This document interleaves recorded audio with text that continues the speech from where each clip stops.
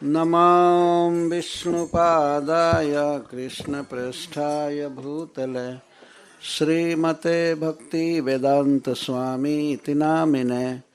नमस्ते सारस्वतदेवे गौरवाणी प्रचारिणे निर्विशेष शून्यवादी पाश्चात्यदेशतारिणे। जय श्री कृष्ण चैतन्य प्रभु नित्यानंद श्री अद्वैत गदाधर शिवासादि गौर भक्त वृंद। हरे कृष्णा कृष्णा कृष्णा हरे हरे, हरे राम राम राम हरे हरे। श्लोक 43। श्री पुरुरुवाच को नु लोके मनुष्येन्द्र पितुरात्मकृतः पुमान् प्रतिकर्तुं क्षमो यस्य प्रसादाद् विन्दते परम्।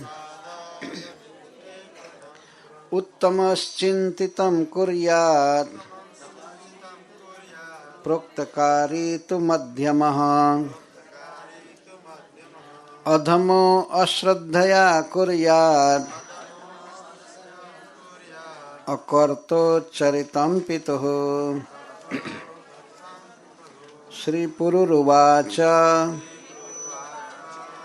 पुरु ने कहा, ऐसा कौन व्यक्ति है नु अहो लोके इस संसार में मनुष्येंद्र है मनुष्यों में सर्वश्रेष्ठ। पितुः पिता के, आत्मकृतः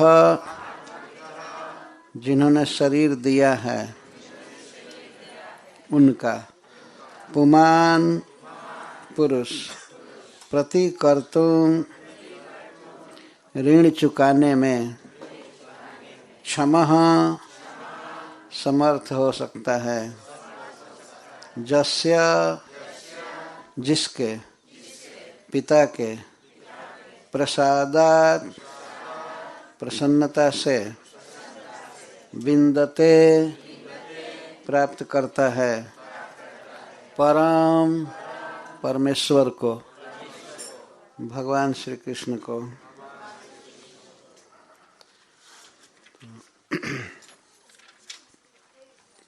यहाँ पर कथा चल रही है एक राजर्षि की,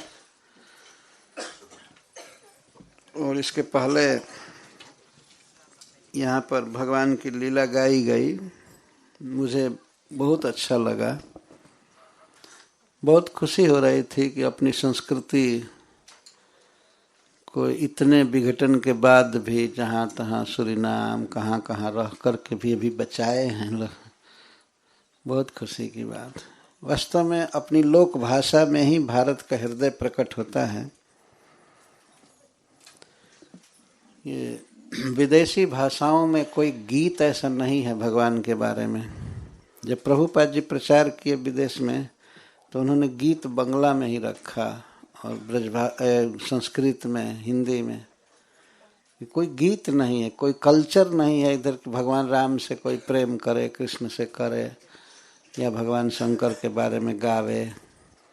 लेकिन हम लोगों की ऐसी संस्कृति है, भगवान और देवताओं के प्रति श्रद्धा है। श्रद्धा का बीज बहुत गहरा डाला गया है, जड़ें बहुत गहरी। तो अपनी भाषा में गीत चल रहा था। भगवान श्री कृष्ण के जन्म का गीत हुआ, गोवर्धन धारण करने का, कालिय दमन का, और अंत में होली लीला भी होने लगी।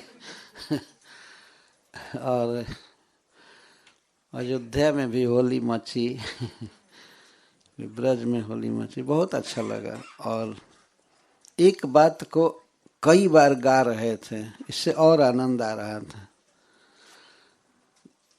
अपनी भाषा यदि व्यक्ति बचाए रखेगा तो ये सब गीत भी हमको मिलेगा परंपरा से। नहीं तो भाषा खत्म होगी तो कल्चर भी खत्म हो जाएगा, उसको अन्य भाषाओं से नहीं बचाया जा सकता।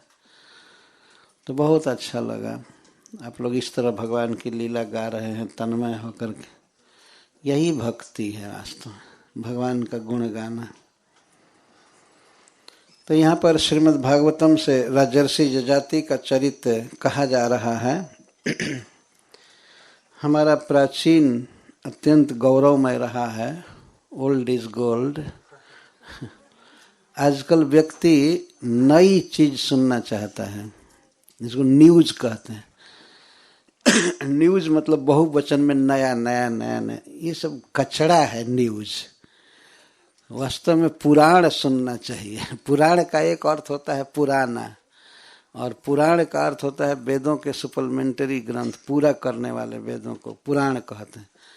हमारे यहाँ 18 पुराण हैं, जिनमें श्रीमद् भागवतम सबसे श्रेष्ठ है। तो पहले के लोग पुराण सुनते थे, और आज भी जो ठीक बुद्धि के हैं वे लोग पुराण सुनते हैं, कहते हैं। और जितने कंडम बुद्धि के हैं वो सब न्यूज पेपर पढ़ते हैं। न्यूज, नया नया कचड़ा, नया नया कंडम बात, क्या है उसमें? कहते हैं न्यूज, लेकिन न्यूज कुछ नहीं है उसमें, सब ओल्ड्स है। कचड़ा है। और लोग इसी में फंसे हुए हैं, टेलीविजन देखने में, न्यूज़पेपर पढ़ने में, ये किताब वो किताब, सब झूठी बातें किताबों में लिखी जाती हैं कल्पना करके। लेकिन हमारे इतिहास में, हमारे वैदिक ग्रंथों में सत्य कथा है भगवान के बारे में, उसी को गाना चाहिए, सुनना चाहिए। जब हम बड़े लोगों का चरित्र सुनते हैं तो अपने आप ही चित्त ऊंचा चढ़ जाता है। जैसे मान लीजिए कोई राजा हरिश्चंद्र की कथा सुने तो अवश्य उस व्यक्ति में सत्य बोलने की प्रवृत्ति आ जाती है, देखा गया है। और किसी ब्रह्मचारी की, जितेंद्रिय की कथा सुनते हैं या भगवान की कथा सुनते हैं तो चित्त ऊंचा चढ़ता है। जैसे एक कथा है रामायण में, सीता जी का हरण करके ले गया रावण। रावण सीता जी को अनुकूल भाव से अपने बस में करना चाहता था। सीता जी के अद्भुत सौंदर्य से उसका मन लट्टू हो गया था। वो चाहता था कि सीता हमारे बस में हो जाए और मैं इसके शरीर का उपभोग करूं। बार बार मनाता था, लेकिन सीता कभी भी रावण पर देखी नहीं। वो ऐसे मुख करके बात करती थी, अगर रावण उधर खड़ा है तो, और ऐसे घास रख लेती थी पत्ता कि दिखाई न पड़े, वो कभी नहीं देखी। वो कहता था एक बार तुम मेरे तरफ देख दो, मैं तुम्हें मंदोदरी आदि रानियों का पटरानी बना दूंगा सबका, मेरे तरफ देखो, मुस्कुरा करके देखो। लेकिन सीता जी ने कहा कि हमारे गर्दन में राम की भुजा आएगी और नहीं तो तुम्हारी तलवार, तुम काट दो, लेकिन मैं तुमको स्वीकार नहीं करूंगी। तलवार सह लूंगी, लेकिन जब मेरे कंठ में भुजा आएगी तो राम की आएगी। तो किसी ने कहा रावण से कि रावण, जब सीता राम को ही पसंद करती है तो तुम में योग बल है, तुम अपने को राम के रूप में सजाओ, ऐसा स्वरूप प्रकट करो। सुंदर लड़का राम के रूप में, वैसे ही पोशाक, वैसा ही शरीर, सब कुछ, तुम क्यों नहीं ऐसा करके और सीता के साथ भोग करते हो, उसको अपने बस में करो, राम बन जाओ। तो रावण को यह सुझाव बहुत अच्छा लगा। ये तो बहुत अच्छी बात है। तुरंत वो राम के रूप में बन गया। उसमें अद्भुत जोग बल था, शक्ति थी, तो तुरंत बन गया। लेकिन राम बन करके जब वो मेकअप करने लगा अपना राम के रूप में, कैसे मुकुट पहने हैं, कैसे जटा रखे हैं, वो ब्रह्मचारी विरक्त के रूप में भगवान वन में रह रहे थे, वो रूप बनाने लगा। जटा बना लिया और धनुष बाण धारण किया, पीताम्बर पहना। जैसे जैसे राम की पोशाक पहन रहा था, उसका मन सीता के प्रति बदलने लगा। सीता के प्रति उसकी मातृ भावना होने लगी। राम का रूप धारण करने से, राम की पोशाक पहनने से सीता के प्रति उसका भाव विचार बदलने लगा, मातृ भावना होने लगी। तो वो अंत में कहा, अरे बहुत खतरनाक रूप है, मेरा मन बदल रहा है, ऐसा नहीं कर सकता। तो राम की पोशाक पहनने से उसका चित्त शुद्ध होने लगा था। तो ये है राम का चरित्र।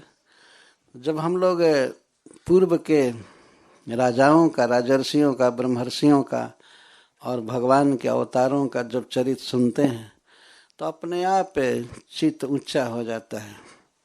काम, क्रोध, लोभ आदि नीच धरातल से ऊंचा उठ जाता है, व्यक्ति महान बनता है। और भगवान की लीलाएं सुनी जाएं तो व्यक्ति भगवान का धाम प्राप्त करता है। तो महाराज जजाति भी ऐसे ही एक महान धर्मात्मा पुरुष थे।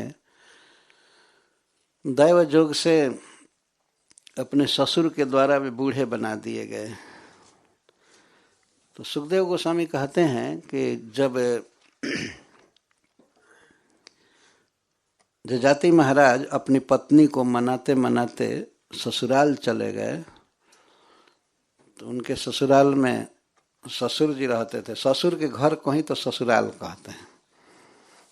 तो शुक्राचार्य जी परम प्रतापी ऋषि हैं, ब्राह्मण हैं। उन्होंने महाराज जजाति को देखते ही तुरंत शाप दे दिया। शुक्रस्तमाह कुपित, वे क्रोध में थे और इस तरह से बोले, स्त्री काम, अनृत पुरुष, अरे स्त्री लंपट और झूठा पुरुष, अनृत पुरुष, तुम झूठ बोलते हो। तुमने हमारे सामने प्रतिज्ञा किया था, हमने कहा था कि किसी भी स्थिति में शर्मिष्ठा के शरीर का स्पर्श तुम्हें नहीं करना है, लेकिन तुम उससे पुत्र तक उत्पन्न कर दिए। छी छी, नीच, अनृत पुरुष, असत्यवादी, असत्य आचरण करने वाला, स्त्री लंपट, तुम एक स्त्री से संतुष्ट नहीं रह सकते हो। जरा त्वम विशता मंद, अरे मंद, अरे बेवकूफ, तुमको तुरंत जरावस्था ग्रस्त कर ले, बुढ़ापा तुमको हो जाए। विरूप करणी निर्णाम, जो निर्णाम मनुष्यों को कुरूप कर देती है, विरूप कर देती है, वह बुढ़ापा तुम्हें तुरंत ग्रस्त कर ले। बुढ़ापा की विशेषता शुक्राचार्य जी बता रहे हैं, विरूप करणी निर्णाम, मनुष्यों को विरूप कर देती है बुढ़ापा। झुर्रियाँ पड़ जाती है, आँख से देखना बंद हो जाता है, कान से सुनाई पड़ना बंद हो जाता है, व्यक्ति ठीक से खड़ा नहीं रह सकता है। कभी कभी कोई आदमी अपने घर के किसी वृद्ध व्यक्ति का वर्णन करता है तो कहता है, वो तो अपने से बाथरूम चल जालन। मतलब ये वर्णन करता है कि अगर बाथरूम में बुढ़ापा में बूढ़ा व्यक्ति अपने से चला जाए तो बहुत भारी पुरुषार्थ कर रहा है। वो तो स्वयं ही बाथरूम में चले जाते हैं। इसका मतलब कि बुढ़ापा में बाथरूम में भी आदमी नहीं जा पाएगा, खाट पर, पलंग पर पड़े पड़े शौच करता रहता है। ये दशा हो जाती है बुढ़ापा में। तो वह बुढ़ापा तुमको ग्रस्त कर ले, शुक्राचार्य ने कहा। उस समय महाराज जजाति अपने ससुर से हाथ जोड़कर प्रार्थना करने लगे। वे बूढ़े हो गए और बूढ़ा होकर के कहते हैं, अतृप्त अस्मि कामानां ब्रह्मन् दुहितरिष्मते, हे ब्राह्मण, हे ब्राह्मण, मैं आपकी पुत्री के प्रति अभी काम वासना से तृप्त नहीं हूँ। अतृप्त अस्मि, अभी मैं अतृप्त हूँ। मुझे विषय भोग की बहुत लालसा है। और किसके साथ लालसा है कामोपभोग की? ते दुहितरी स्मृत, आपकी दुहिता के साथ, आपकी पुत्री से मैं अभी संतुष्ट नहीं हूँ, तृप्त नहीं हूँ। और आपने हमें बूढ़ा बना दिया। बुढ़ापा में काम विकार नष्ट हो ही जाता है, व्यक्ति भोग नहीं कर सकता। तो आपने हमको बूढ़ा बना दिया, जब इस प्रकार से महाराज जजाति ने कहा तो शुक्राचार्य की बुद्धि तुरंत पलटी। उन्होंने देखा कि हमने अपने दामाद को बूढ़ा बना दिया तो अपनी बेटी को ही घाटा में डाला। तो बड़े उपाय जानने वाले थे। उन्होंने कहा व्यत्यस्तताम यथा कामम वैसा यो भी धास्यति। ठीक है, जो तुम्हारी बुढ़ापा को धारण कर सके ऐसे किसी पुरुष से युवावस्था लेकर के, जवानी लेकर के और तुम विषय भोग करो। तो महाराज जजाति ने कहा कि मैं किसकी जवानी लूंगा? मैं अपने पुत्र की ही जवानी लेना चाहता हूँ, दूसरे की जवानी नहीं लेना चाहता। क्योंकि पुत्र वास्तव में पिता का ही प्रतिनिधि होता है। आत्मा वही जायते पुत्र। वेद में कहा गया है कि व्यक्ति स्वयं ही पुत्र के रूप में जन्म लेता है। इसीलिए पत्नी को जाया कहा जाता है। जाया का अर्थ है पति स्वयं ही जन्म लेता है पुत्र के रूप में। तो पुत्र में और पिता में बहुत अंतर नहीं है। जब महाराज जजाति ने कहा कि मैं जवानी लूंगा तो अपने पुत्रों में से किसी पुत्र की जवानी लूंगा, दूसरे की नहीं, आप ऐसी व्यवस्था कर दीजिए। तो एक बात सोचने की है, कभी कभी लोक में लोग कहा करते हैं कि पुत्र की जवानी लेकर के महाराज जजाति उसके माता के साथ काम उपभोग किए, तो इसका मतलब कि पुत्र स्वयं अपने माँ के साथ काम उपभोग कर रहा है। लेकिन नहीं, यह उचित नहीं है कहना। रामचरितमानस में लिखा गया है कि वशिष्ठ जी भरत जी को समझा रहे हैं कि देखो, पिता की आज्ञा से जो कार्य किया जाता है तो उसमें दोष नहीं होता है। परशुराम पितु आज्ञा राखी, मारे मातु लोक सब साखी। परशुराम जी को आज्ञा दिया उनके पिताजी ने। ये वशिष्ठ जी समझा रहे हैं भरत जी को कि तुम राज्य लो। एक बार रेणुका परशुराम जी की माँ नदी के तट पर गई थी पानी भरने के लिए घड़ा लेकर के। तो वहां पर चित्ररथ गंधर्व आए थे। वो रथ भी बहुत अच्छा था और वे लोग नदी में विहार कर रहे थे। तो माता रेणुका देखने लगी। देवताओं को कभी देखी नहीं थी, इतना सुंदर विचित्र रथ और सब कुछ देखने लगी। तो देखने में देर हो गई और हवन की बेला हो गई थी। जमदग्नि जी पानी की, जल की बाट देख रहे थे कि जल आएगा, तो लाने में देर कर गई। थोड़ी देर के बाद जब रेणुका आई तो जल का घड़ा रख करके अपने पति के पास, और थोड़ा बेचारी डरी थी, देर हो गई है तो शंकित थी। तो जमदग्नि जी ने ध्यान में देखा कि क्यों देर की। यह गंधर्वों को देख रही थी नदी में विहार करते हुए। अतः उन्हें क्रोध आया और उन्होंने कहा, नीच, तुम जा करके दूसरे पुरुषों को देख रही हो। देवताओं के तेज को देखने में बेचारी लग गई थी। तुरंत उन्होंने अपने पुत्रों को आज्ञा दिया, इस दुष्टा को मार दो, काट दो, इसको खत्म करो। कोई भी पुत्र तैयार नहीं हुआ। नहीं, माँ का कौन वध करे, कोई नहीं तैयार हुआ। तब जमदग्नि जी ने कहा परशुराम जी को, परशुराम जी सबसे छोटे बेटा थे उनके, परशुराम इस दुष्टा का वध करो, इसका गला काटो। परशुराम जी उठाए कुल्हाड़ी, परशु और माँ का मस्तक काट दी। वो जानते थे कि पिताजी जीवित कर देंगे माँ को, तो अपने पिता के प्रभाव को जान करके ही उन्होंने माँ का वध कर दिया। जब माँ का वध कर दिया तब जमदग्नि जी ने कहा कि बेटा, तुमने मेरी आज्ञा का पालन किया है, अतः तुम मुझसे वर मांगो, मैं तुम पर संतुष्ट हूँ। उन्होंने ये भी कहा था जमदग्नि जी ने कि इसको मारो और अपने भाइयों को भी मारो, सबको काट दिए वे।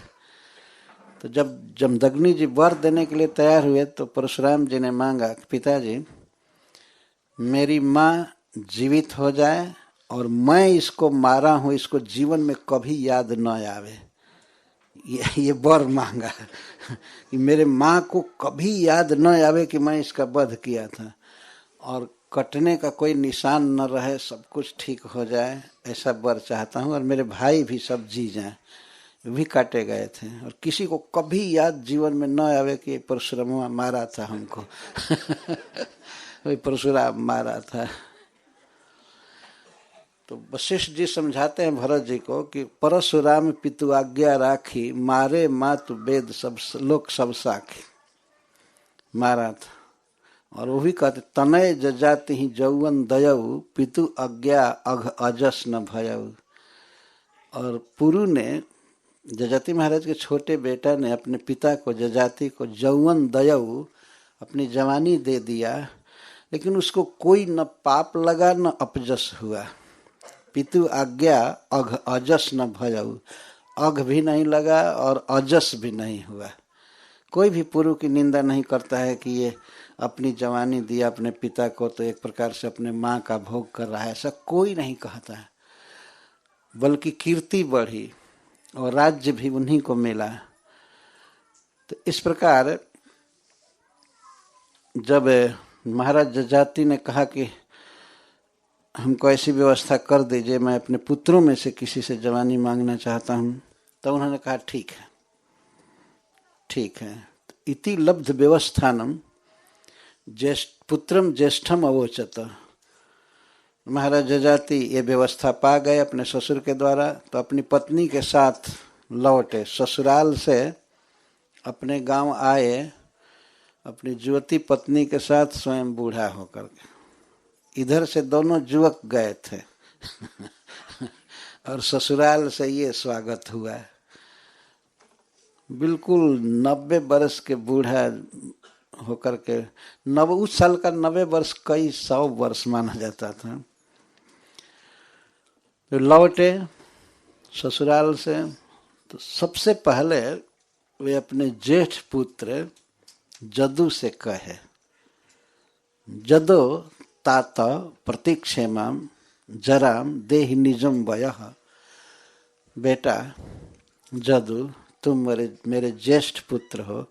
जजाति महाराज के 5 पुत्र हुए थे, 2 देवयानी से और 3 शर्मिष्ठा से। उनके नाम थे जदु, तुर्वसु, द्रुहु,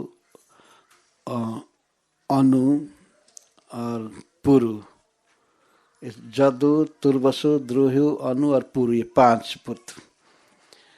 किसी भी व्यक्ति को अपने जेठ पुत्र पर अधिक भरोसा रहता है, क्योंकि वास्तव में जेठ बेटा अपने माता पिता के पूर्ण स्नेह और प्रेम से उत्पन्न होता है, जो प्रारंभिक पुत्र होता है।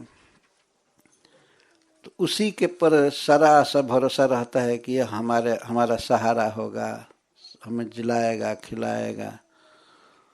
इसलिए जजाति महाराज भी सबसे पहले जेठ पुत्र से निहोरा किए, विनय किए कि जदो, नाम रख रहे, हे जदु, तात बेटा, प्रतीक्ष इमाम जराम, ये मेरी बुढ़ापा ले लो, और निजम देहि निजम वय, और अपनी जवानी दे दो बेटा। मैं तुम पर बहुत भरोसा रख के करता। मैं विषय भोग से तृप्त नहीं हूँ। कुछ वर्षों तक तुम्हारी जवानी से मैं संसार का सुख भोगना चाहता हूँ, तो बेटा तुम अपनी जवानी दे दो। गिड़गिड़ा रहे थे बूढ़ा होकर के जजाति महाराज। पिता वास्तव में पुत्र का जन्मदाता है, उसी की कृपा से वो शरीर मिला हुआ है। पिता जो भी खाता है उसका खून बनता है, खून से वीर्य बनता है, और वीर्य से ही पुत्र के शरीर का निर्माण होता है। वास्तव में इस शरीर पर पूरा पूरा अधिकार पिता का होता है, क्योंकि पिता का ही वो प्रतिनिधि है, उसी से जन्मा हुआ। तो महाराज जजाति कहे कि बेटा तुम मुझे अपनी जवानी दे दो और कुछ समय के लिए मेरी बुढ़ापा ले लो। बेटा मैं संसार के सुख को भोगना चाहता हूँ, अभी मैं तृप्त नहीं हूँ। इस बात को सुनकर जदु ने कहा, मैं तीनों पुत्रों का बीच में चारों पुत्रों का उद्गार एक में कह देता हूं। तो जदु ने कहा, नहीं, यह बुढ़ापा देह को शिथिल कर देती है, इंद्रियों की शक्ति नष्ट हो जाती है, यहाँ तक कि प्राण की शक्ति भी समाप्त हो जाती है, सांस लेने में भी दिक्कत होती है, देह भी विरूप हो जाता है और बुद्धि भी नष्ट हो जाती है बुढ़ापे में। जदू महाराज कहते हैं बुद्धि भी बूढ़े लोगों की खत्म हो जाती है, स्मृति शक्ति रहती नहीं है, कुछ याद नहीं रहता है। और अतः मैं बुढ़ापा नहीं ले सकता। उन्होंने सीधा जवाब दे दिया। तब जजाति महाराज अपने दूसरे पुत्र के पास गए, तुर्वसु के पास। वह भी देवयानी का बेटा था। उससे जब उन्होंने कहा तो उसने कहा, बुढ़ापा से शरीर इतना कमजोर हो जाता है पिताजी कि आदमी रथ पर भी नहीं चढ़ सकता, हाथी पर नहीं चढ़ सकता, घोड़े पर भी नहीं चढ़ सकता। मैं ऐसी बेकार बुढ़ापा अवस्था लेकर क्या करूँगा? नहीं, आप किसी दूसरे पुत्र को दे दीजिए, हम नहीं लेंगे। तब द्रुहु के पास गए, तीसरे पुत्र के पास। बेटा तुम हमारी बुढ़ापा ले लो, माता मह कृताम वत्स न तृप्तो विशेष हम। और जदू ने पहले पूछा कि ये कहाँ से बूढ़े होकर आप आ गए, ये कौन दिया? अकस्मात कोई 16 वर्ष 20 वर्ष का लड़का एकाएक बूढ़ा हो जाए तो चिंता की बात है ना। तो कहाँ से बूढ़े हो गए, कौन बूढ़ा बना दिया? तब जजाति महाराज कहते हैं माता मह कृताम। माता मह का अर्थ होता है माता के पिताजी, और पिता मह का अर्थ होता है पिता के पिताजी। मतलब पितामह का अर्थ है दादा और मातामह का अर्थ है नाना। बेटा तुम्हारे नाना का दिया हुआ ये है, उन्होंने हमको बूढ़ा बना दिया क्रोध में, इसलिए इस बुढ़ापा को ले लो बेटा। तो द्रुहि ने भी जवाब दे दिया, कहा कि नहीं नहीं, बुढ़ापा में भोजन तक करना कठिन हो जाता है, और बूढ़ा आदमी यदि जबरदस्ती कुछ खा ले तो अनेक रोग पैदा होते हैं। ये कहा, मैं ऐसी फजियत नहीं सहना चाहता, मैं नहीं लूँगा। तब अनु के पास गए और वही विनय किए, जैसे जदू से किए थे, तुर्वसु से, द्रुहि से। तो अनु से कहे कि बेटा मेरी बुढ़ापा कुछ वर्षों के लिए तुम ले लो, मैं संसार का सुख भोगना चाहता हूँ। तो उसने भी जवाब दे दिया, नहीं नहीं, शरीर बिल्कुल कमजोर हो जाता है बुढ़ापे में, संसार में कोई सुख नहीं रह जाता है, ठीक से खा नहीं सकते, ठीक से देख नहीं सकते, सुन नहीं सकते, चल नहीं सकते। तो मैं यह दुख नहीं सहूँगा, आप रखिए बुढ़ापा अपने पास। इस पर सुखदेव गोस्वामी कहते हैं कि समाचक्षु, ये सारे पुत्र प्रत्याचक्षु जवाब दे दिए, क्योंकि अधर्मज्ञ अनित्य नित्य बुद्धया, ये सब धर्म को नहीं जानते थे, अनित्य में ही नित्य बुद्धि किए थे। ये समझते थे मूर्ख की जवानी सब समय रहेगी, जवानी वास्तव में अनित्य है, ये सदा नहीं रहेगी, सबको एक दिन बूढ़ा होना पड़ेगा। और ये नहीं समझना चाहिए कि जो लोग बूढ़े हैं वो लोग बूढ़े ही जन्म दिए गए थे, ऐसी बात नहीं है, बूढ़ा हुए हैं धीरे धीरे। तो आज जो जवान है कल बूढ़ा हो करके रहेगा, जो बूढ़ा है वो मर करके रहेगा। ये तो अनित्य संसार है, पर इस अनित्य में ही नित्य बुद्ध है। सुखदेव गोस्वामी कहते हैं कि ये मूर्ख अनित्य जुआवस्था में ही नित्य बुद्धि किए थे कि ये सदा रहने वाला। कभी कभी युवक लोग बूढ़ों को देख करके हंसते हैं, यह बहुत बड़ा अज्ञान है वास्तव में। बंगाल में एक कहावत है कि सूखा गोबर को जो गोईठा बन जाता है, जानते हैं ना, गोईठा कंडा, जब गोबर सूख जाता है तो कंडा बनाया जाता है, गोईठा, और गोईठा बन जाता है तो चूल्हा में जलाया जाता है उसका। तो गीला गोबर हंस रहा था, गीला गोबर हंसता था एक सूखे गोबर पर। कहा कि तुम सूख गया बेवकूफ कहीं के, इसीलिए चूल्हा में जा रहे हो, मैं तो कभी नहीं सूखूंगा, मैं तो हमेशा गीला रहूंगा। कैसे गीला रहोगे, तुम पर भी सूरज का प्रकाश पड़ रहा है, हवा लग रही है, तो आखिर धीरे धीरे तो सूख ही रहे हो, और सूखने के बाद एक दिन चूल्हा में जाना पड़ेगा। तो यही दशा है जवानी में और बुढ़ापा में। आज जो जवान है वो धीरे धीरे बुढ़ापा की ओर जा रहा है, ऐसा नहीं है कि उसका यौवन अस्थिर रह जाएगा। तो सुखदेव जी कहते हैं कि ये मूर्ख लड़के अनित्य अर्थात अनस्थिर क्षणभंगुर जवानी में नित्य बुद्धि किए थे, मूर्ख थे। वास्तव में उनका धर्म था कि पिताजी को दे दिए होते जवानी, लेकिन ये नहीं दिए। अब अंत में एक बच्चा एक पुत्र, अपृच्छत तनयम पूर्वम वयसोनम गुणाधिकम, छोटा बच्चा, वयसा ऊनम, वयस में उम्र में तो कम था लेकिन गुणाधिकम, गुणों में वो सबसे अधिक था। छोटा बेटा था लेकिन सबसे बड़ा था गुण में। उससे पूछा, अब निराशा हो चुकी थी महाराज जजाति को, ये चारों नालायक नहीं दिए जवानी, तो अब ये क्या देगा, इसलिए अपृच्छत। सुखदेव जी कहते उन्होंने पूछा, बेटा क्या तुम मुझे अपनी जवानी दे सकते हो? विनय नहीं किया, क्योंकि वो थक गए थे उन दुष्टों से, चारों से, वो लोग जवानी नहीं दिए। तो छोटे से पूछे कि बेटा तुम दे सकते हो मेरी जवानी? न तुम अग्रजवत वत्स माम प्रत्याख्यातुम अर्हसि, बेटा तुम अपने अग्रजों की तरह हमको जवाब मत देना, मतलब स्वीकार कर लेना। इतना सुनते ही छोटा बेटा बोला, जिसकी आवृत्ति हम लोग किए। पुरुरुवाच, पुरु कहता है, वास्तव में महान बेटा था, छोटा बेटा लेकिन गुणों में सबसे बड़ा है। कोनु लोके मनुष्येन्द्र पितुरात्मकृतः पुमान् प्रतिकर्तुम क्षमो जस्य प्रसादात् विन्दते परम। पिताजी,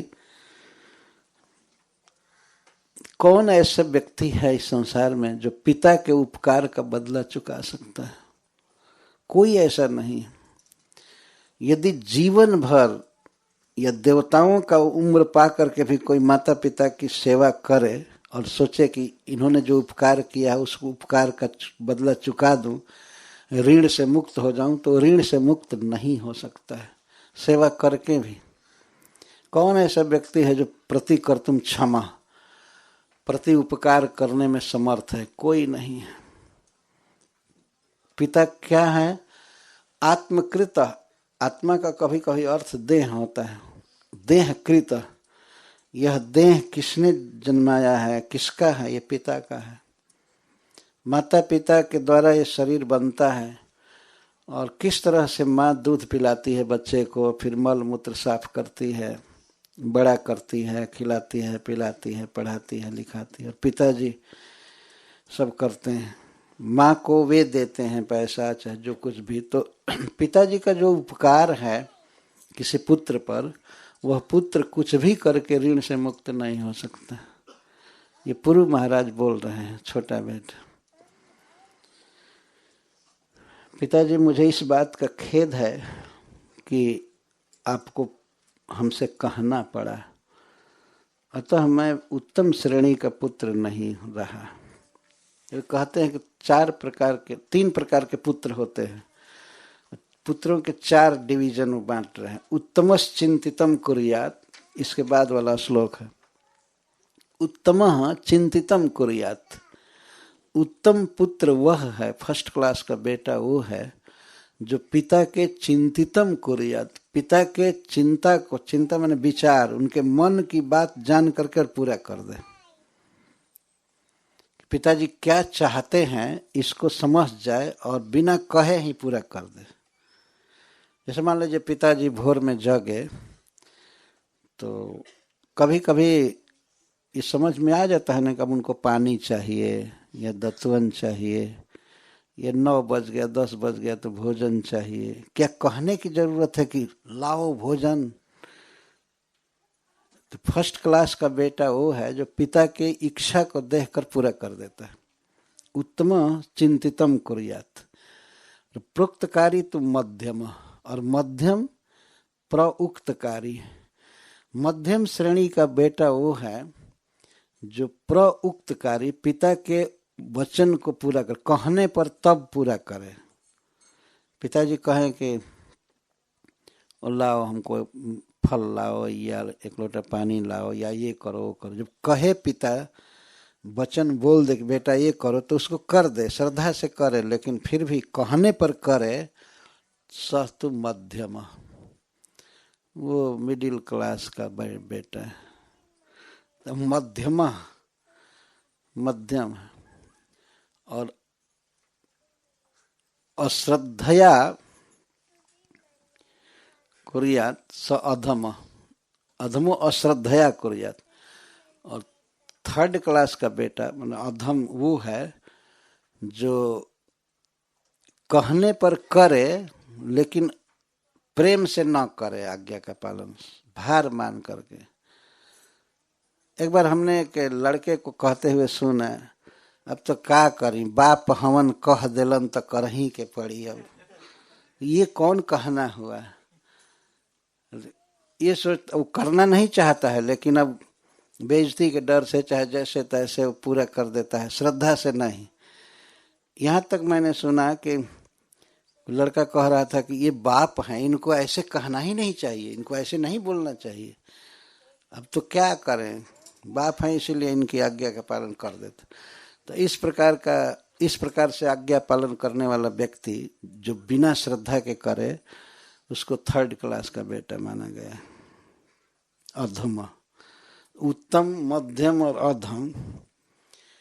और 4थे श्रेणी का बेटा अकर्ता उच्चरितम पितु, और जो पिता के उच्चरित बात को न माने, न करे आज्ञा पालन, अश्रद्धा से भी न करे, सीधे निग्लेक्ट कर दे, तो वह उच्चरितम, वो पिता का मूत्र है। उच्चरित माने मूत्र। जिस शरीर से पुत्र की उत्पत्ति होती है उसी से मूत्र की उत्पत्ति होती है।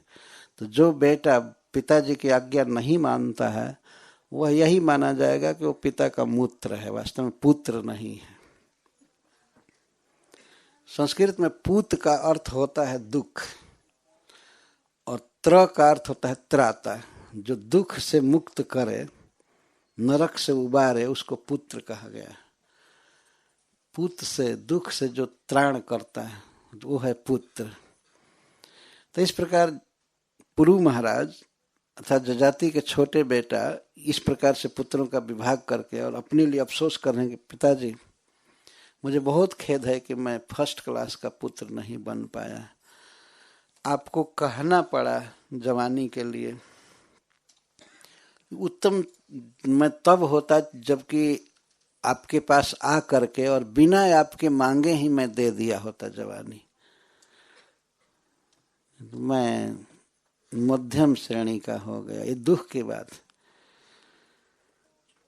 इतना कह करके पुरु ने कहा, पिताजी ये आपका शरीर है, आपने इसको बनाया है, आपने जन्म दिया है, आपने भोजन दिया, कपड़ा दिया, सब कुछ करके बड़ा किया, ये हमारा क्या है, ये आपका है सब कुछ, आप लीजिए जवानी को। इतना कहते ही वो बच्चा जो किशोर अवस्था का था वो वृद्ध हो गया और शुक्र और जजाति महाराज बिल्कुल जुआक हो गए। सारा समाज देख रहा था वहां पर। देखिए ब्राह्मणों की शक्ति, शुक्राचार्य जी की व्यवस्था थी। तो ये राजा हो गए जुआक और पुरु वृद्ध हो गए। श्रीमद् भागवतम में एक प्रकरण में बुढ़ापा को काल कन्या कहा गया है। काल की बेटी है, अपने आप ही जन्म ले लेती है। और कोई भी इसके साथ विवाह नहीं किया आज तक, बुढ़ापा के साथ कोई विवाह नहीं किया, लेकिन ये जबरदस्ती पुरुषों के शरीर को भोगती रहती है, सबको अपने आप बुढ़ापा आ जाती है। नारद जी कथा कह रहे हैं प्राचीन बरही से, वो कहते हैं कि एक ही व्यक्ति बुढ़ापा से विवाह किया, मतलब बुढ़ापा को पसंद किया, वो था जजाति महाराज का छोटा बेटा। अपने आप कोई भी बुढ़ापा स्वीकार नहीं करता है, क्योंकि बुढ़ापा का चिन्ह जब आने लगता है तो आदमी इग्नोर करना चाहता है, नहीं नहीं अभी मैं बूढ़ा नहीं हूँ। तो कभी कभी देखा जाता है अगर एकाध बाल सफ़ेद हो रहा है तो उसको उखाड़ करके दूर करता है, लेकिन नहीं नहीं अभी। और जब ज़्यादा बाल सफ़ेद हो जाते हैं तो कोई मसाला से काला कर लेता है। आदमी बचना चाहता है, लेकिन इस तरह से इग्नोर करने से वो थोड़े जवान रह जाएगा, कितना भी मसाला लगावे कुछ भी करे, अब तो शरीर गया। तो एक ही व्यक्ति बुढ़ापा को पसंद किया आज तक पूरे इतिहास में। नारद जी कहते हैं इस प्रकार पुरु ने स्वीकार कर लिया अपने पिता की बुढ़ापा को और अपनी जवानी दे दिया। सोपी तद वैसा कामन जथावन जुजसे नृप। हे महाराज परीक्षित, महाराज जजाति भी अपने पुत्र की जवानी से खूब संसार के भोग भोगे। भोग का मतलब है देखना, सुनना, चखना और गंध लेना और शरीर से स्पर्श करना, 5 प्रकार के भोग हैं संसार में। अभी तो राजा थे, सप्तद्वीपवती पृथ्वी के राजा थे, तो बहुत सुख भोगे। यहाँ पर एक बात कह देना आवश्यक है। पूर्व महाराज कहते हैं कि जद प्रसादात बिंदते परम, इस श्लोक में आया है ऊपर वाले में कि पिताजी यदि प्रसन्न हो जाएं और वे पूरा प्रसन्न हो जाएं और आशीर्वाद दे दें तो उस व्यक्ति को, पुत्र को भगवान कृष्ण मिल जाते हैं। बिंदते परम, श्रीधर स्वामी जी टीका में लिखते हैं परम का अर्थ है परमेश्वरम, भगवान। जद प्रसादत बिंदते परम, ये पिता प्रसन्न होकर के कह दे पुत्र को कि तुम्हें भगवान मिलेंगे तो उसको भगवान मिल जाते हैं। इतना पिता का आशीर्वाद फलता है। इसमें यह पूछने की जरूरत नहीं कि वो डिवोटी है नहीं है, उसके आशीर्वाद से कैसे ऐसा हो सकता है। हो सकता है। जद प्रसादत बिंदते परम, जिनकी कृपा से, प्रसाद से व्यक्ति परमेश्वर को पा जाता है। तो इस तरह श्रीमद् भागवत में दिखाया जा रहा है कि पिता के प्रति इस प्रकार की भक्ति रखनी चाहिए। माता पिता जो उपकार किए हैं किसी व्यक्ति का, वो कौन कर सकता है, आगे कौन करेगा। जब बच्चे का जन्म होता है तो माँ किस तरह से पालन करती है, उसी के देह के भीतर भगवान 2 दूध की थैली दे देते हैं, स्तन में दूध भर देते हैं और उसी दूध को पी करके सब बड़े हुए।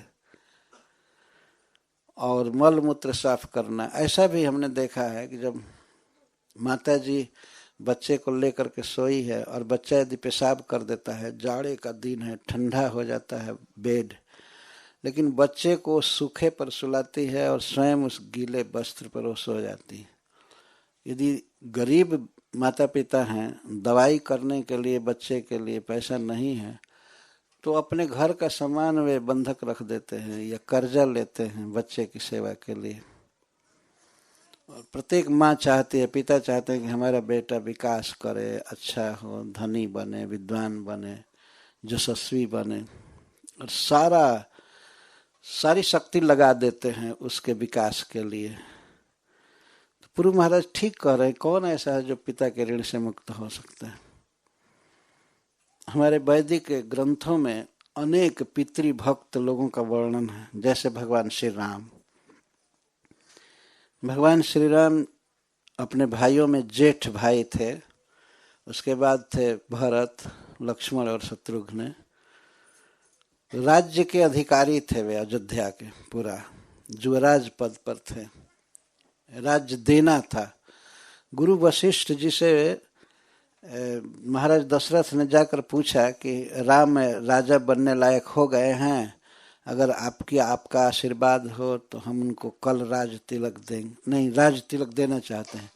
तो गुरु महाराज कोई दिन शोध करके बताइए, शुभ दिन जिस दिन राज दिया जा सके। तो गुरु जी ने कह दिया कि जिस दिन राम को राज दिया जाएगा वही सबसे शुद्ध दिन होगा, आप देर मत कीजिए। तो उन्होंने कह दिया कल राज दीजिए। तो महाराज दशरथ कोई तैयारी नहीं किए थे, लेकिन अब गुरु जी ने कह दिया कि कल राज देना चाहिए, तो उतने में ही सारी अयोध्या सजाई गई, सब कुछ किया गया। तब तक बीच में वो मंथरा और कैकेयी का संवाद वो बहुत बड़ा है। उसको ये बात हुई कि नहीं मेरा बेटा राजा होगा, कौशल्या का बेटा राजा नहीं होगा। तो भगवान को ये सुनाया जा चुका था, कल राज्याभिषेक होने वाला है, आप देवताओं का पूजन कर लीजिए, भगवान शिव की पूजा कीजिए और गणपति जी की पूजा कीजिए। ये सब बात आई है रामायण में। कोई भी शुभ कर्म करना हो तो उसके पहले देवताओं का आशीर्वाद लेना पड़ता है, खास करके गणेश जी का, गणपति जी का आशीर्वाद, और भगवान शिव का, दुर्गा जी का। तो ऐसा वर्णन है कि भगवान श्री राम सीता के साथ देवताओं की आराधना में लगे थे, और ये था कल राजा बनेंगे, सीता रानी बनेगी। तब तक रात में ही मंथरा के सहयोग से कैकेयी ने वर मांग लिया महाराज दशरथ से। महाराज दशरथ नहीं समझ रहे थे कपट कैकेयी का, और मंथरा ने कहा था कि जब राम की शपथ खाएंगे दशरथ, क्रिया खाएंगे तब मांगना, नहीं तो वो बदल सकते हैं। राम का शपथ खा लेंगे तो नहीं बदलेंगे। तही पर राम शपथ सत मोहि। दशरथ जी बार बार शपथ खाए कि राम की शपथ खा करके कहता हूं कि तुम जो मांगोगी वही दूंगा। तो कैकेयी ने मांगा कि सुनहु प्राण प्रिय भावती जी का, देहु एक बर भरत ही टीक। आप हमारे परम प्रियतम पति हैं, हम पहला वर मैं मांगती हूँ कि आप भरत को राजा बनाइए।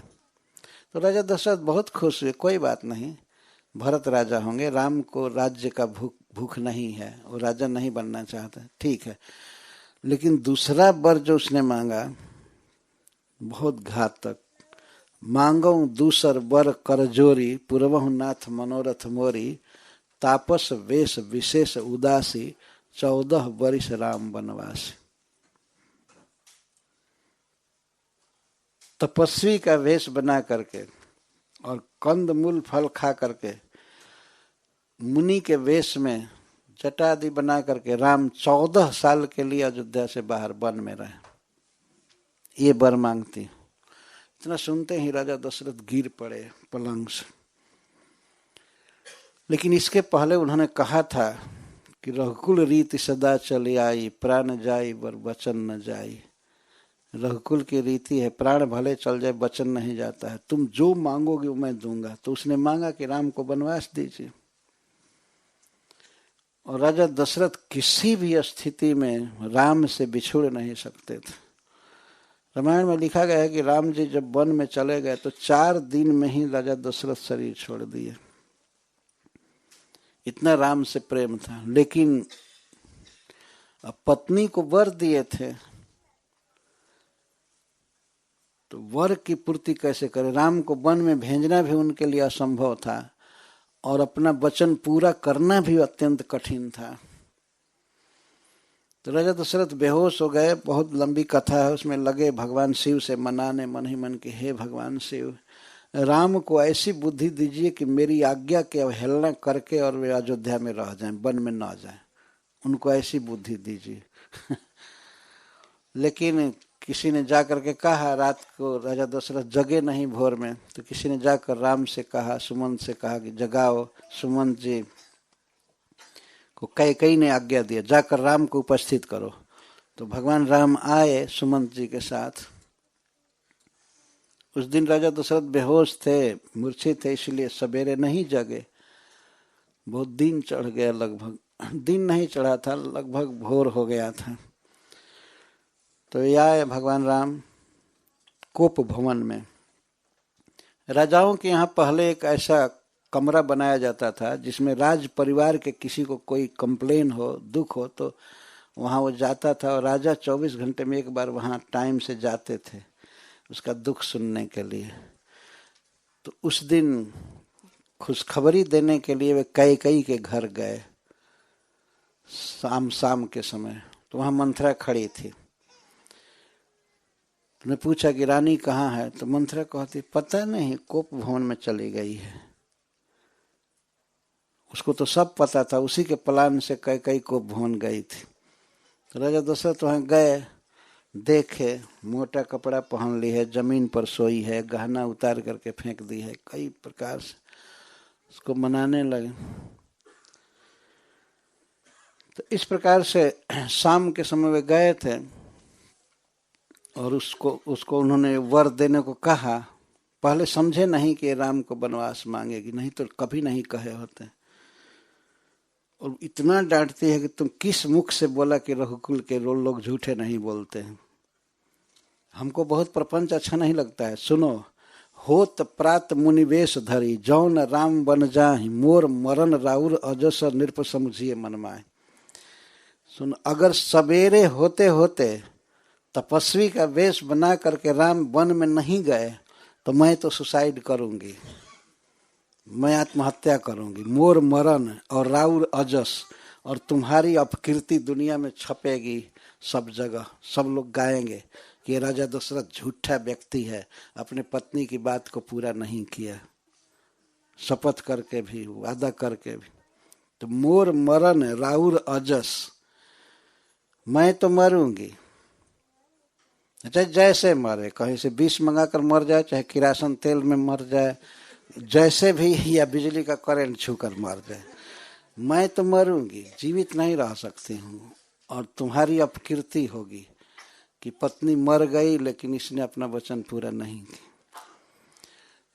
तो जब भगवान राम गए तो देखे कि कैकेयी उधर बैठी है और राजा दशरथ जमीन पर गिरे हुए हैं बेहोश। बहुत दुखित हुए भगवान पिता की दशा देख करके। तो माँ से पूछे प्रणाम करके कैकेयी को, माता जी, पिताजी कैसे सो रहे हैं बेढंगा, नीचे बेड से नीचे गिर करके सो रहे हैं। तो कैकेयी कहती है, सुनो राम, यहाँ पर मैं राजा से 2 वर मांगी, एक भरत के लिए राज और तुम्हारे लिए वनवास।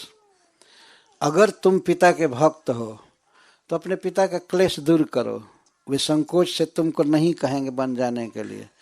तो तुम यदि पिता की सेवा करना चाहते हो तो तुम जाओ, मुनि का वेश बना करके वन चले जाओ। इतना सुनने पर भगवान हंसने लगे, उन्हें कोई दुख नहीं हुआ। राज्याभिषेक की बात को सुन करके उन्हें कोई खुशी नहीं हुई थी और बन जाने की बात सुन करके कोई दुख नहीं हुआ। गोस्वामी तुलसीदास जी ने एक श्लोक में कहा है, प्रसन्नताम यान गताभिषेकतः तथा न ममले वनवास दुखतः। मुखाम्बुज श्री रघुनंदनस्य में सदास्तु में मंजुल मंगल प्रदा। भगवान श्री राम राज्य की बात सुने तो उनको खुशी नहीं हुई और वन में जाने की बात सुने तो कोई दुख नहीं हुआ। सदा उनके मुख पर मुस्कान रहती थी। ऐसी मुस्कान सदा हमारे जीवन में मंगल और प्रदान करे, हमारा मंगल। तो वे हंसने लगे और कहे कि माँ, ये तो मेरा बहुत बड़ा सौभाग्य है। सुनु जननी सोई सुत बड़ भागी, जो पितु मातु बचन अनुरागी। माँ सुनो, वही पुत्र धन्य है इस संसार में जो अपने माता पिता की आज्ञा से प्रेम करता है, उनकी बात को मानता है। सुनु जननी सोई सुत बड़ भागी, जो पितु मातु बचन अनुरागी। तनय मातु पितु पोषनिहारा, दुर्लभ जननी सकल संसारा। भगवान राम जननी कह रहे हैं कैकेयी को, उससे जन्म इनका नहीं हुआ था, लेकिन फिर भी भगवान की अद्भुत भाषा है। कहते जननी, इस संसार में माता पिता को सुख देने वाला पुत्र दुर्लभ है, और हमारे लिए तो कहना ही क्या। मुनिगण मिलन विशेष बना, सब ही भांति हित मोर, तेहिमह पितु आयुष बहुरी सम्मत जननी तोर। हमेशा जननी कह रहे हैं। मुझे कितना बड़ा लाभ होगा, मैं जब वन में जाऊंगा तो मुझे ऋषियों का दर्शन होगा, उनके मुख से मैं ज्ञान वैराग भक्ति की बात सुनूंगा, उनका संग करूंगा। यह सिटी में रह करके क्या मिलता है। तो वन में जाऊंगा, मुनिगण मिलन विशेष बन, मुनियों से मिलन होगा, जो सबसे फर्स्ट क्लास के व्यक्ति हैं इस संसार में, उनका संग मिलेगा।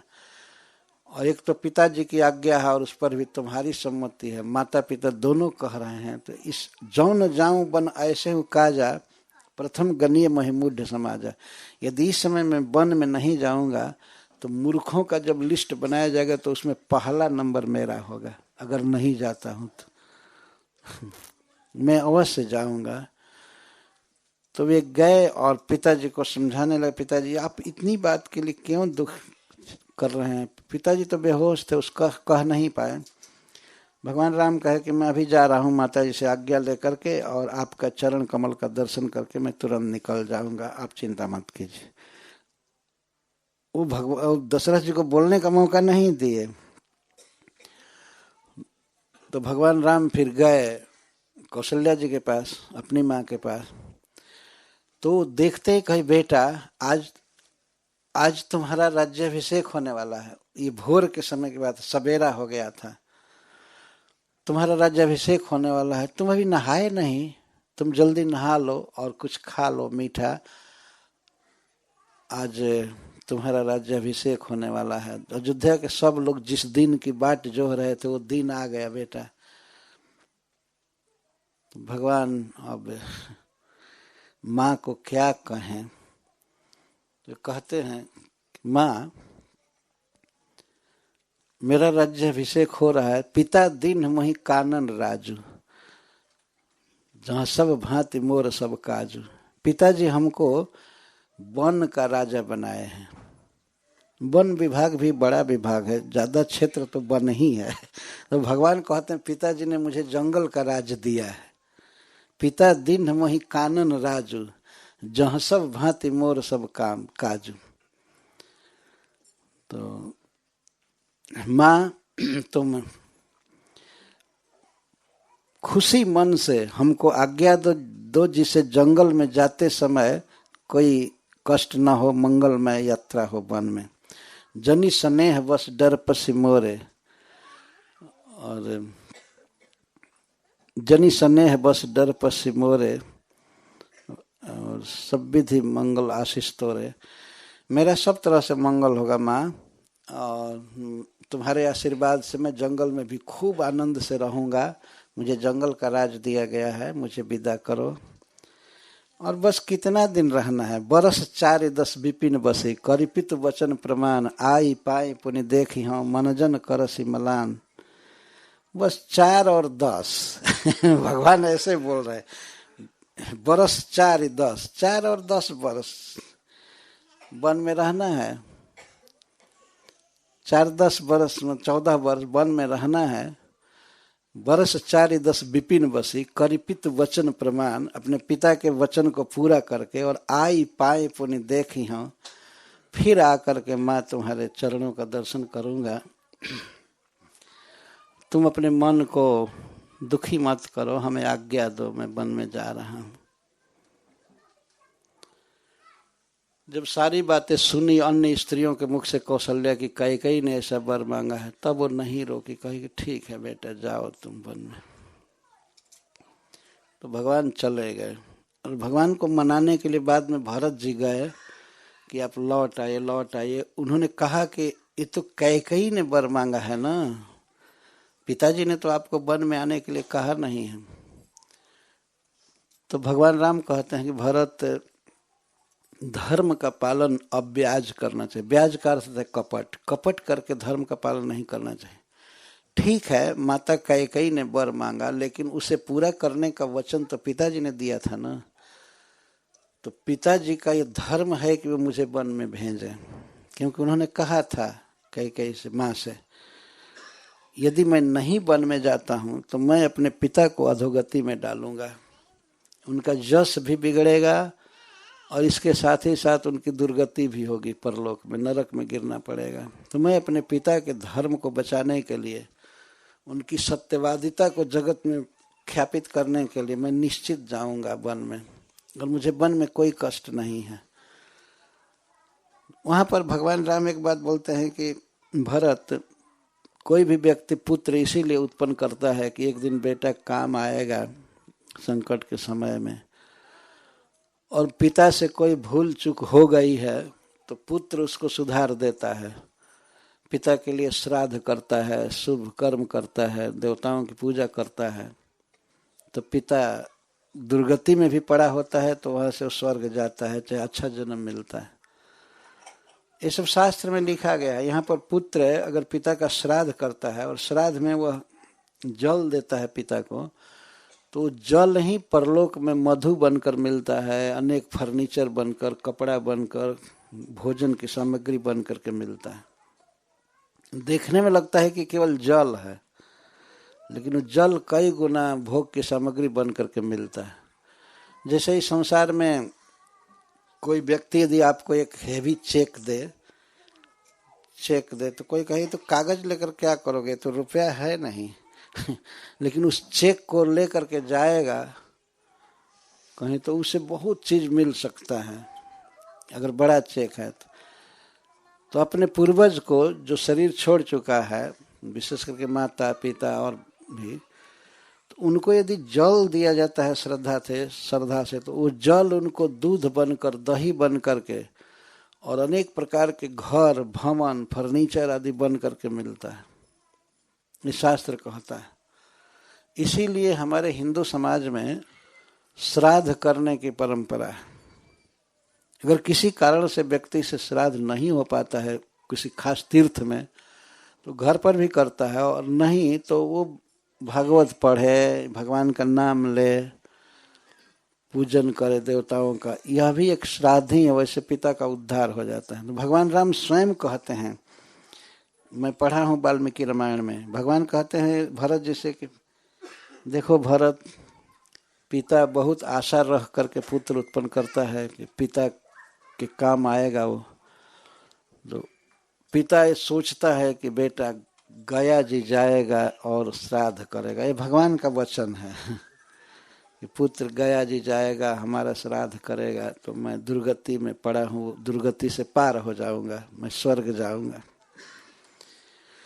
तो इस प्रकार किसी भी हालत में मैं अपने पिता के वचन को पूरा करूंगा।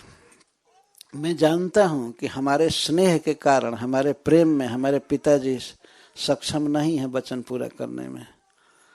तो दे दिए हैं वचन लेकिन पूरा नहीं करेंगे, तो मेरा धर्म है अपने पिता के धर्म को पूरा करना।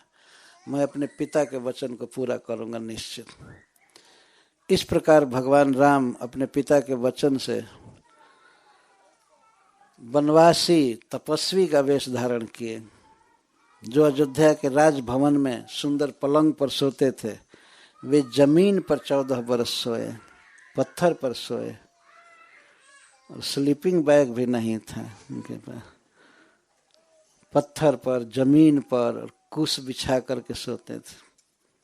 और खाते थे क्या? वन में मिलने वाला कंद मूल फल खाते थे। ऐसा नहीं कि मंगा लें अयोध्या से पैकिंग या यहाँ से वहाँ से। एक दिन मैं वृंदावन में MBT में गया एक भक्त के साथ, तो एक खाने के लिए कोई दिया, तो ये क्या है? तो ये ऑस्ट्रेलिया की चटनी है।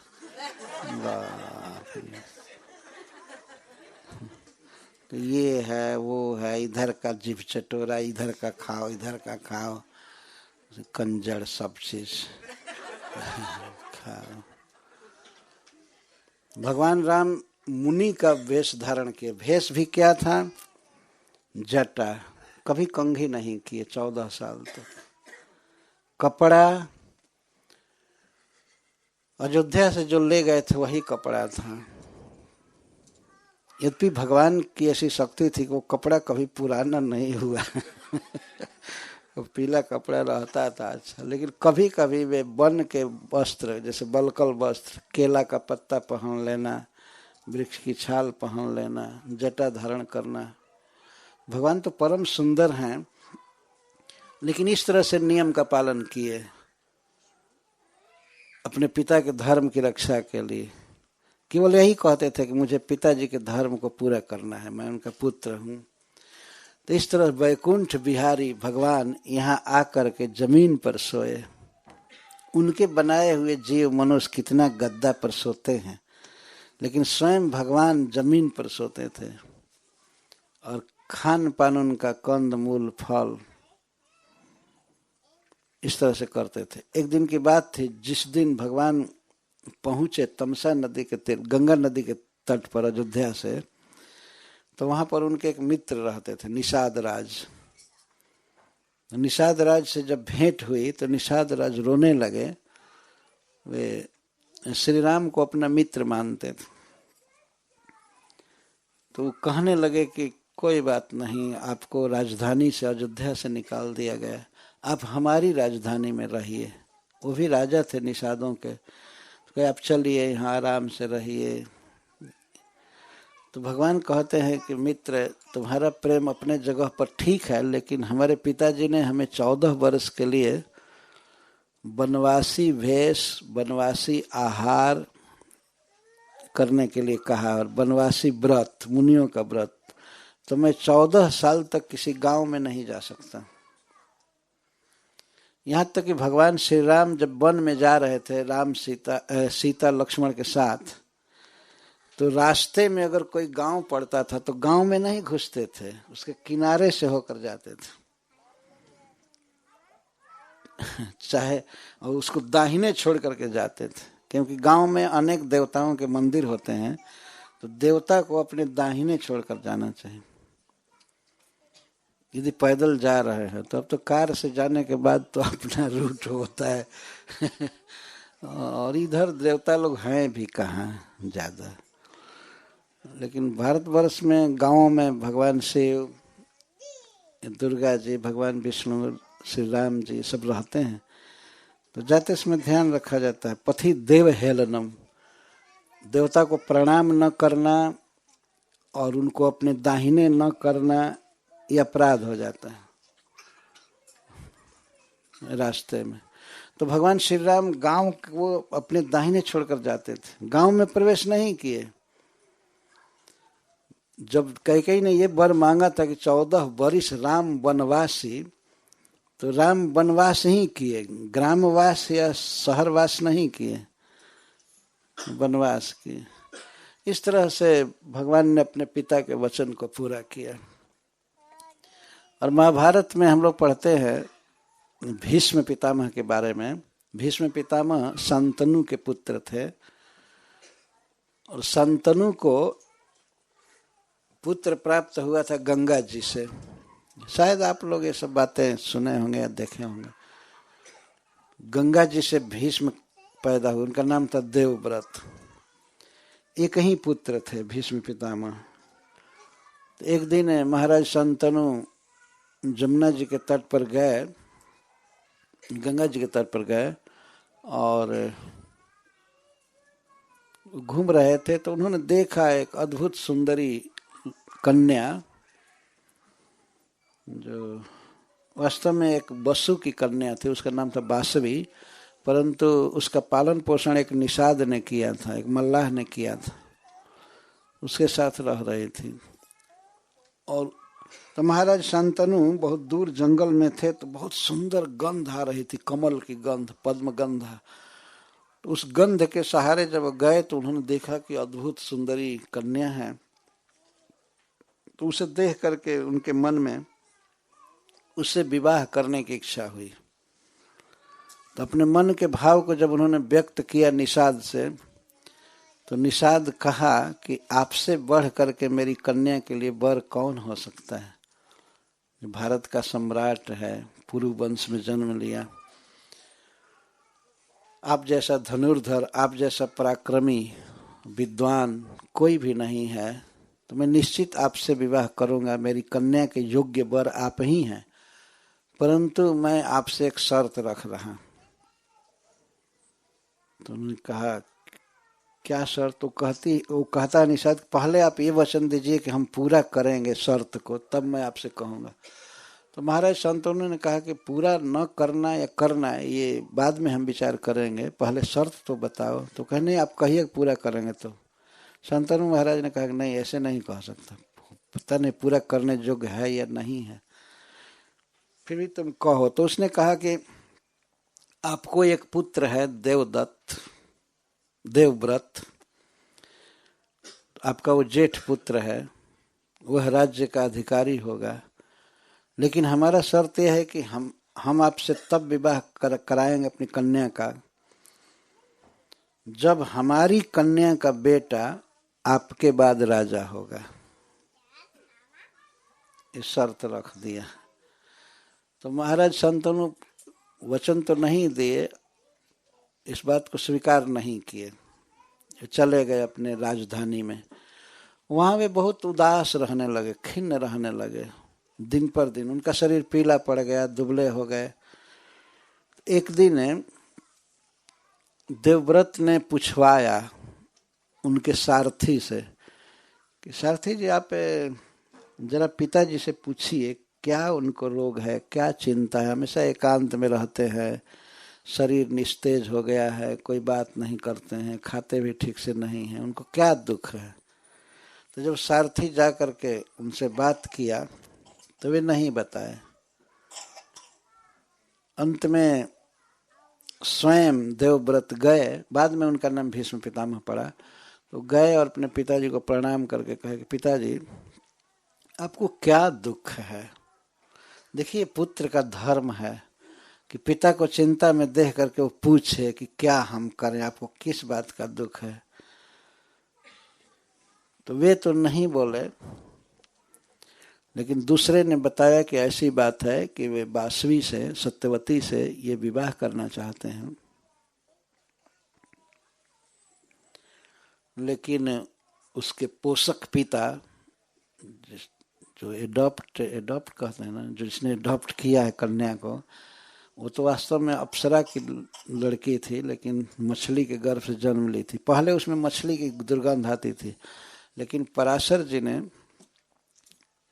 उसका स्पर्श करके उसको सुगंधित बना दिया था, कमल जैसा, और उसे कुमारी ही रहने दिया। उससे जन्म हुआ वेदव्यास देव का पराशर जी के द्वारा, तो लेकिन फिर भी वो कुमारी रही। तो भीष्म पितामह को पता लगा कि पिताजी उससे विवाह करना चाहते हैं, तो वे आ करके कहे कि पिताजी आप विवाह कीजिए, आप क्यों नहीं विवाह करते, क्यों उदास रहते हैं, आप विवाह कीजिए। तो इनके पिताजी शांतनु महाराज ने कहा कि बेटा मैं इस चिंता में हूँ कि तुम मेरे जेठ पुत्र हो और वो निषाद ये शर्त कर रहे हैं कि सत्यवती का लड़का जब राजा होगा तब मैं कन्यादान करूँगा। इतने सुनते ही देवव्रत ने कहा कि पिताजी ठीक है, मैं राज्य नहीं लूँगा, मैं प्रतिज्ञा करता हूँ मैं राज्य नहीं लूँगा, राज्य हमारे भाई को दिया जाए जो जन्म लेगा बाद में, सत्यवती से। तो फिर शांतनु महाराज ने कहा कि ठीक है तुम राज्य नहीं लोगे, लेकिन तुम्हारा पुत्र होगा वो राज्य लेगा। निषाद ने पहले से ही बात कर लिया था कि ये देवव्रत राजा नहीं होगा, लेकिन उसका पुत्र राजा हो सकता है।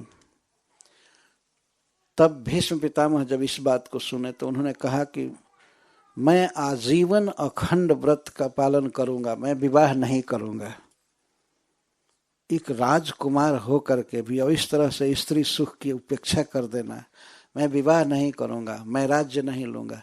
जिस समय देवव्रत प्रतिज्ञा कर रहे थे उसी समय देवता, गंधर्व, अप्सराएं ये सब उन पर फूलों की वर्षा करने लगे आकाश से। और वो लोग कहे कि ओहो धन्य है, ऐसी प्रतिज्ञा कोई नहीं किया आज तक। एक राजा हो करके और राज्य का सुख नहीं लेना, स्त्री सुख नहीं भोगना। उसी समय महाराज शांतनु ने इनको हृदय से आशीर्वाद दिया कि बेटा मैं तुम्हें वरदान देता हूँ कि तुम्हारी जब तक इच्छा नहीं होगी तब तक काल तुमको नहीं मार सकता। इच्छा मृत्यु का वर दिया, इससे प्रसन्न होगा। तुम्हारी मृत्यु तभी होगी जब तुम स्वयं मरना चाहोगे। यदि तुम नहीं चाहोगे तो काल की शक्ति नहीं है कि वो तुमको मार सके। स्वच्छंद मृत्यु का, इच्छा मृत्यु का वर दिया। और यह भीषण प्रतिज्ञा करने के कारण ही आकाश से देवताओं ने कहा आकाशवाणी में कि इसी के कारण तुम्हारा नाम भीष्म होगा। नाम था देवव्रत, लेकिन ऐसी भीषण प्रतिज्ञा करने के कारण इनका नाम भीष्म पड़ा। ये भगवान श्री कृष्ण के परम भक्त थे। और कुरुक्षेत्र के युद्ध में, महाभारत जिसको कहते हैं, महाभारत युद्ध में ये 10 दिन तक कौरवों के सेनापति थे। 18 दिन के युद्ध में 10 दिन सेनापति थे। 5 दिन द्रोणाचार्य सेनापति थे और 2 दिन कर्ण थे और एक दिन अश्वत्थामा आदि। तो इस प्रकार भीष्म पितामह अपने पिता के सुख के लिए स्वयं विवाह नहीं किए, राज्य नहीं भोगे। आजकल के पुत्रों को सीखना चाहिए, राज्य छोड़ना तो दूर की बात है, थोड़ी थोड़ी सुविधा भी आदमी अपने पिता के लिए नहीं छोड़ पाता है, नहीं देता है। और बल्कि कुछ लोग तो पिताजी से ही केस लड़ने लगते हैं। ऐसे भी बेटा देखे जाते। तो भीष्म पितामह ऐसे हुए। भगवान श्री राम और पुरु महाराज, जो पुत्र अपने पिता के सुख के लिए अपनी जवानी दे दिया, इस बुढ़ापा के दुख को स्वीकार कर लिया। यह है हमारा भारतवर्ष और सनातन धर्म। लेकिन और लोगों के इतिहास में हम लोग क्या पढ़ते हैं कि भाई को काट करके दूसरा भाई गद्दी पर बैठ गया, पिता को जेल में बंद करके और स्वयं बादशाह बन गए। आपने सुना है औरंगजेब के इतिहास में, भाई को कत्ल करके, पिता को जेल में बंद करके और अपने आप बादशाह। क्यों ऐसा होता है? इसका कारण क्या है कि अन्य संस्कृति में हिंदू धर्म के अलावा अन्य संस्कार दिए ही नहीं जाते हैं कि संसार को त्यागना चाहिए। लेकिन हम लोगों के यहाँ तो ये एक आश्रम ही है, ब्रह्मचर्य आश्रम, गृहस्थ आश्रम, वानप्रस्थ आश्रम, इसके बाद संन्यास आश्रम। पिता स्वयं ही अपने पुत्र को राज्य दे करके वन में चला जाता था। झगड़ा किस बात का हो? जब बूढ़ा पिता चाहेगा कि हम ही बादशाह बने रहेंगे तो झगड़ा तो होना ही चाहिए। तो बेटा सोचते हैं कि कब मरेगा, कब जाएगा, कब हम बादशाह बनेंगे। लेकिन हमारे यहाँ हमारे संस्कृति में जबरदस्ती राज दिया जाता था बच्चे को। बरबस राज सुतहि तब दीन्हा, नारी समेत गवन बन कीन्हा। महाराज मनु, स्वयंभू मनु अपनी पत्नी शत्रुपा के साथ वन में चले गए। प्रियव्रत राज नहीं ले रहे थे, लेकिन बरबस राज सुतहि तब दीन्हा, जबरदस्ती राज दिए। और जो राज नहीं छोड़ेगा तो उसको जबरदस्ती छुड़ा दिया जाएगा कि हटो यहाँ से, अब हम प्राइम मिनिस्टर बनेंगे, अब हमें बनेंगे, ये बनेंगे, वो बनेंगे। तो हमारी जो संस्कृति वो त्याग पर आधारित है। पिता स्वयं ही त्याग देता था। अतः बेटा चाहता था कि पिताजी न जाए, जब पिताजी वन में दुख होगा, ये होगा, लेकिन कुछ भी हो, जीवन का श्रेय प्राप्त करने के लिए, भगवान को प्राप्त करने के लिए, मुक्ति प्राप्त करने के लिए वो राजा राज छोड़कर चला ही जाता था। और पुत्र से ये भी नहीं बताता था कि मैं इस जंगल में रहूंगा, मेरा मोबाइल नंबर ये है, बीच बीच में फोन करना। तो कहीं नहीं बताता था, उसी अपने पुत्र के राज्य में ही वो रहता था, लेकिन पुत्र को पता नहीं होता था कि पिताजी कहाँ हैं, क्या दुख सह रहे हैं, कैसी तपस्या कर रहे हैं, कभी कोई संपर्क नहीं। ये है हमारी संस्कृति। अंततः संबंध भगवान कृष्ण से है, तो जीवन के अंत में तो कम से कम सब कुछ जाल छोड़ करके और भगवान का भजन करना चाहिए। तो वन में चले जाते थे। करहि जोग जोगी जहि लागी, और भूप राज तज हो ही विरागी, विरागी हो जाते थे। इसको कहते हैं त्याग। क्योंकि आज के युग में कोई त्याग की शिक्षा है ही नहीं, भोगों की शिक्षा है सब जगह। भोग बढ़ाओ, भोग बढ़ाओ, भोग बढ़ाओ, बढ़ाकर करेंगे कि अंत में तो मरना ही है और बुढ़ापा का दुख है। कभी कभी लोग त्याग का ड्रामा करते हैं, त्याग होता नहीं है। बन गए सन्यासी और रोज खाएंगे पिज्जा, ये है त्याग। ये तो सामान्य जनता से भी ज्यादा हो गया ना भोग, भोजन के विषय में या लग्जरियस बेड, ये वो सब कुछ बहुत पाखंड चल रहा है। एक बार की कथा है उज्जैन की। आप लोग ने सुना होगा महाराज भर्तृहरि, भरथरी राजा भर्तृहरि, वो भगवान शिव के भक्त थे। उनको वैराग्य हो गया। कैसे वैराग्य हुआ? अपनी पत्नी के कारण। उनकी एक पत्नी थी, बहुत सुंदरी थी, उसका नाम था पिंगला। पीक का अर्थ होता है कोयल और गला माने कंठ। उसका गला आवाज कोयल के आवाज जैसी थी, इसलिए उसको पिंगला कहा जाता था, पिंगला। पिंगला में वो बहुत आसक्त थे अपनी पत्नी में।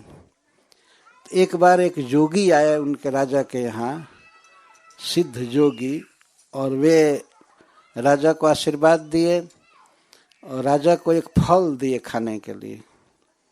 उसका वो अमर फल था, उसको खाने वाला बहुत काल तक नहीं मरता, दीर्घजीवी होता। तो जब राजा, वो जोगी ने सोचा, जोगी को ही वो फल मिला था, लेकिन उसने सोचा कि हम जीकर क्या करेंगे, राजा भर्तृहरि अगर जीवित रहेंगे तो प्रजा का पालन करेंगे बहुत काल तक, अतः इन्हीं को फल देना चाहिए। उनको फल दे करके जोगी चले गए। फल हाथ में आने पर महाराज भर्तृहरि ने सोचा कि हमारी पत्नी बहुत दिन जीती रहे, बहुत दिन जिए, यही चाहिए। प्रेम के कारण उन्होंने वो फल अपनी पत्नी को दे दिया। लेकिन उनकी पत्नी का संबंध एक दारोगा से था जो घोड़ों की देखरेख करता था। उसने सोचा, पिंगला ने, कि हमारे प्यारे, हमारे प्रियतम जी बहुत दिन जीवित रहे, उनका लभर, उसका प्रेमी था वो दारोगा। देखिए, राजा की पत्नी थी और उसका संबंध दूसरे से था। तो उसने, पिंगला ने दे दिया फल उस दारोगा को। दारोगा का संबंध एक वेश्या से था, तो उसने सोचा कि हमारी प्यारी वेश्या जीवित रहे, बहुत काल तक जीवती रहे, उसको दे दिया। और जब वेश्या के पास वो फल गया तो वेश्या ने सोचा,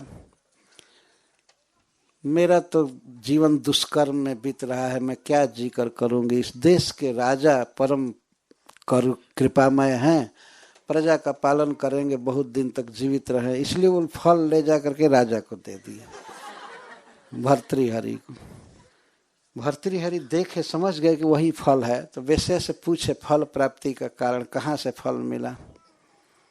तो उसने कहा कि हमको दारोगा ने दिया।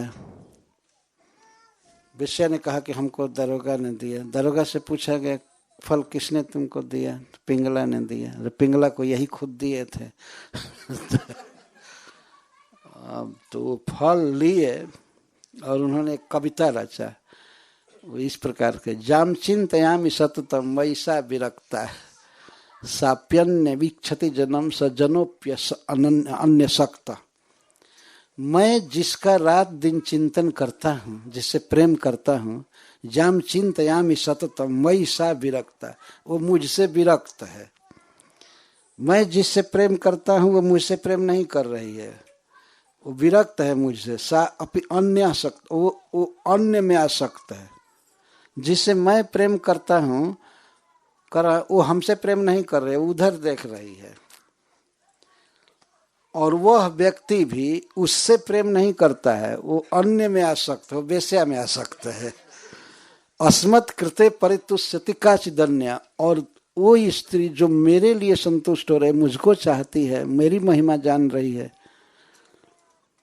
तो धिक्कार करने लगे। धिक्ताम च माम च इमाम च, वो एक श्लोक है कि धिक धिक ताम च माम च, ये चारों को, पांचों को धिक्कार रहे हैं। और अंत में कहते हैं कामदेव को धिक्कार है, मुझको धिक्कार है, उस हमारी पत्नी को धिक्कार है, उस वेश्या को, दरोगा को धिक्कार है, और सबके बाद कामदेव को धिक्कार है जो इस तरह से सबको फंसाया है। इतना कह करके और उठाए अपने भाई को राज दे दिए, विक्रमादित्य को। पहले निकाल दिए थे, उसी स्त्री ने शिकायत किया था उनको, जब वो आक्षेप किए थे कि भैया भाभी की हाल चाल ठीक नहीं है, तो इसी पर इसने निकलवा दिया था उनको। तो महाराज भर्तृहरि अपने भाई को ढूंढवाए, बुलवाए और राजा बना करके और स्वयं विरक्त हो गए।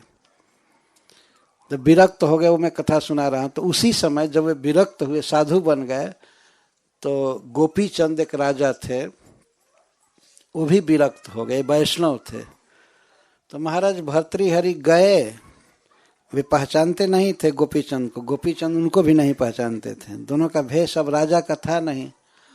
तो भर्तृहरि एक सरोवर के तट पर गए और एक पेड़ में, जो पेड़ की शाखा टूट गई थी, उसमें अपना झोला लटका दिए भर्तृहरि। ये सत्य घटना है। तो पीछे से जब नहा करके आ रहे थे, झोला लटकाए थे, तो गोपीचंद जी भी गए, तो वो भी अपना झोला उसी में लटका दिए, उसी खूंटी में। तो भर्तृहरि कहने लगे, ए हटाओ झोला, ये मेरा खूंटी है। कुछ लोग भक्त कहते हैं कि वो कील गाड़ दिए थे, कील नहीं गाड़े थे, वो खूंटी में लटका दिए थे। तो भर्तृहरि कहते हैं, इसमें कौन झोला टांगा, ये मेरा है। तो गोपीचंद कहे, इसमें क्या मेरा तेरा है, ये मैं भी लटका सकता हूँ। दोनों झगड़ने लगे कि ये खूंटी मेरा है, इसमें मैं झोला लटकाऊंगा तो झोला लटकाऊंगा। और दोनों राजा लड़ रहे थे, राज छोड़ दिए थे, और एक पेड़ की शाखा में झोला लटकाने के लिए झगड़ा कर रहे थे। तब तक एक माता जी, बूढ़ी माता जी उस रास्ते से आने लगी, आ रही थी। तो उन दोनों ने कहा कि माता जी देखिए, आप हमारा पंचायत कर दीजिए, फैसला कर दीजिए। हम कहते हैं कि हमारा खूंटी है, ये कहते हैं कि हमारा खूंटी है, वास्तव में मैं पहले लटकाया था। गोपीचंद जी कह रहे, तो इससे क्या, इनका थोड़े हो गया, मैं भी लटका सकता हूँ, मेरा भी है। वो लोग झगड़ा कर रहे थे। तब तक माता जी बोली, सत्य घटना है। माता जी कहे कि ओहो, कितना नीच तुम लोग हो, छोटे से खूंटी के लिए झगड़ा कर रहे हो। अरे बाप रे बाप, महाराज भर्तृहरि कितने महान हैं, जिन्होंने राज्य त्याग दिया। और महाराज गोपीचंद भी कितने महान हैं, सुने हो तुम लोग, उन्होंने राज्य छोड़ दिया, और तुम लोग एक खूंटी के लिए लड़ रहे। वो नहीं जानती थी कि ये दोनों राजा है। तुम लोग इतने तुच्छ खूंटी के लिए लड़ रहे, वो लोग राज छोड़ दिए, भिखारी हो गए। अब ये दोनों मन ही मन माता जी को प्रणाम किया और झगड़ा बंद हो गया। और अब वो काहे को झगड़ा करने जाए इस तरह से। इस तरह का त्याग था पहले। तो भारत में जो राजा होते थे, सम्राट होते थे, उनमें ऐसा त्याग होता था, वन में चले जाते थे, भजन करते थे। इसीलिए पुत्र भी प्रेम करते थे। हमें कोई मरते दम तक अगर राजगद्दी पर ही रहना चाहे, तब तो पुत्र भी हटाने की सोचेगा ही ना कि अब तो इस प्रकार पुत्रों ने अपने पिता से प्रेम किया है। ये हमारी संस्कृति है, वैदिक संस्कृति कितना समृद्ध है, कितना सुख, कितना शांतिपूर्ण।